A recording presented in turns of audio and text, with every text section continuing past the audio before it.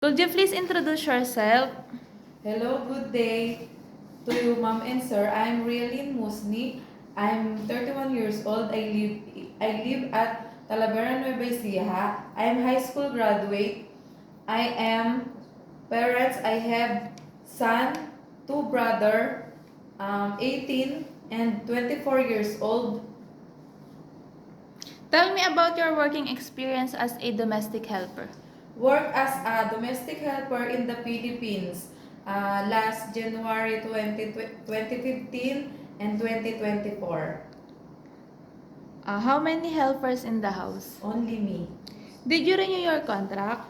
Yes, because I want to expand my experience as domestic helper in other country. What will you do in the house start from the morning? First, ma'am, I will fix myself and prepare food for my employer after I clean the house, including window and walls, washing clothes, iron, and something. I wash the car of my employer. Why do you want work in Hong Kong?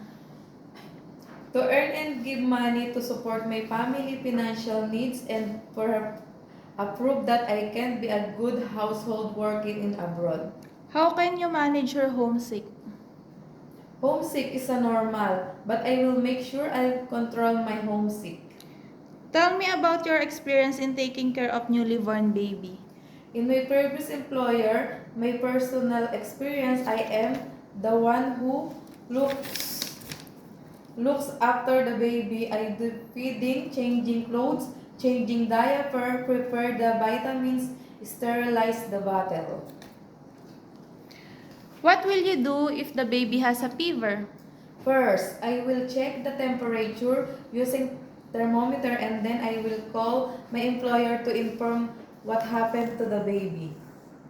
Do you have experience of taking care of elderly? Yes, I treat the elderly like I own parents and I will follow up the order and always give respect every time I talk to them. Can you sing a song like nursery rhymes? Five little monkey, Humpy Dumpy.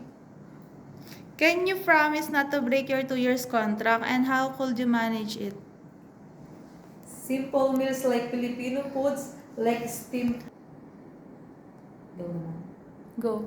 Yes, I promise not to break my 2 years contract. I can manage it by show positive attitude to my employer. I promise to finish whatever commitment signed with them. Tell me about your cooking experience. Simple meals like Filipino foods like steamed fish, fried rice, bihon, and noodles, but I am willing to learn how to cook any kind of dishes to serve my employer properly. Tell me what time do you sleep at night and what do you do before sleeping?